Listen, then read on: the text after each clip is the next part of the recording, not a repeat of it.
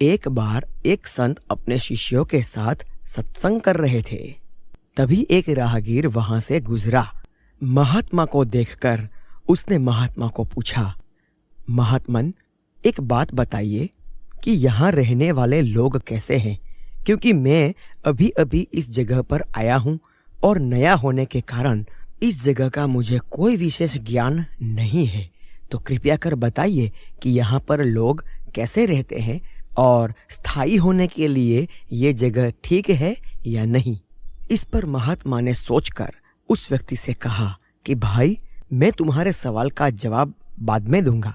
पहले तुम मुझे ये बताओ कि तुम अभी जिस जगह से आ रहे हो वहां पर लोग कैसे थे। इस पर उस आदमी ने सोचकर कहा, उनके बारे में क्या कहूँ महाराज, वहां तो एक से एक कपटी और दुष्ट लोग रहते थे, इसलिए तो उन्हें छोड़कर मैं यहाँ बसेरा करने के लिए आया हूँ। महात्मा ने जवाब दिया, बंधु, तुम्हें इस गांव में भी वैसे ही लोग मिलेंगे, कपटी, दुष्ट और बुरे। वह आदमी सोचकर आगे चला गया। जाते जाते मन ही मन कह रहा था, यह दुनिया ही ऐसी है, कपटी, दुष्ट और बुरी। एक से एक कपटी लोग यहाँ पर भरे हैं, चलो दूसरी कोई जगह ढूंढते हैं।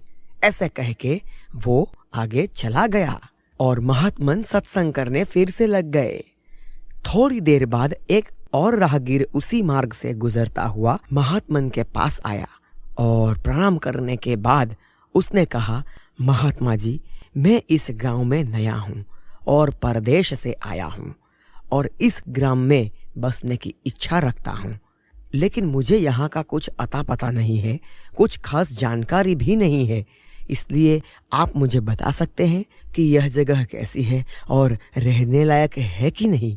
उसे देख महात्मन ने फिर से वो ही सवाल किया जो उन्होंने पहले राहगीर को किया था।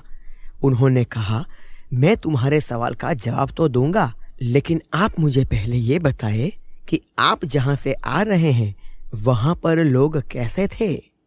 उस व्यक्ति ने महात्मा से कहा, गुरुजी, जहां से मैं आया हूं वहां भी सभ्य, सुलझे हुए लोग और नेक दिल इंसान बहुत रहते थे, इसीलिए मुझे उन लोगों के साथ रहने की लत हो गई थी। मुझे छोड़ने का मन तो नहीं था, लेकिन कुछ कारणवश मुझे वो छोड़ना पड़ा।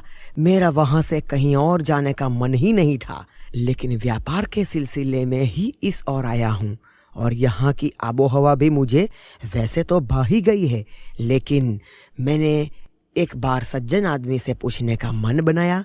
आप मुझे सज्जन लगे, इसीलिए मैं आपसे पूछ रहा हूँ।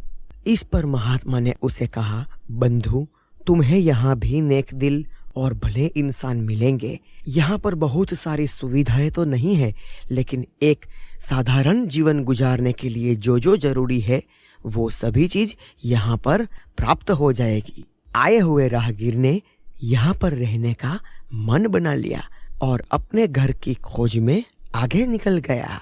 महात्मन के शिष्य ये सब देख रहे थे।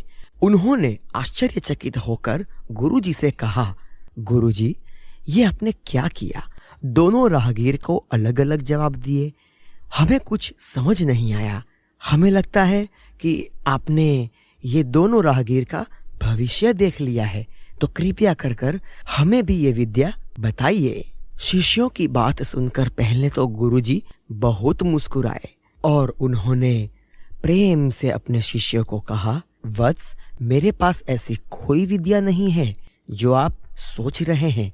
आमतौर पर हम अपने आसपास की चीजों को जैसे देखते हैं वैसे वो होती नहीं है। हम हमारे स्वभाव के अनुसार दुनिया को बदलने की चाह रखते हैं। मेरा स्वभाव उग्र है तो हमें उग्र लोग मिलेंगे, यदि मेरा स्वभाव शांत है तो मुझे शांत लोग मिलेंगे। इसीलिए मैंने दोनों राहगीर को एक ही प्रश्न किया। दोनों राहगीर ने मुझे अलग अलग उत्तर दिए और वो भी अपने अपने स्वभाव के अनुसार और अपनी दृष्टि के अनुसार। जिसकी जैसी दृष्टि वैसी ही उनकी सृष्टि। दोस्तों, ये कहानी तो बहुत छोटी है, लेकिन इनसे जो मिलने वाली सीख है वो बहुत बड़ी है। हमारी आसपास की दुनिया में जितने भी प्रसंग बनते हैं उसे हम कैसे देखते हैं वो हमारी दृष्टि पर निर्भर करता है। इसीलिए गुरुजी ने जो कहा, जैसी जिनकी दृष्टि वैसी उनकी सृष्टि, ये बात हमारे जीवन में भी लागू होती है। अगर हम अच्छाई देखना चाहे तो हमें अच्छे लोग मिल जाएंगे, और अगर हम बुराई देखना चाहे तो हमें बुरे लोग ही मिलेंगे। सब देखने के नजरिए पर निर्भर करता है, और यही जिंदगी का सार है। दोस्तों, अगर ये कहानी आपको अच्छी लगी है या ये कहानी से आपको थोड़ी सी भी सीख मिली है तो वीडियो को लाइक कीजिए, सब्सक्राइब कीजिए और अपने दोस्तों के साथ शेयर कीजिए।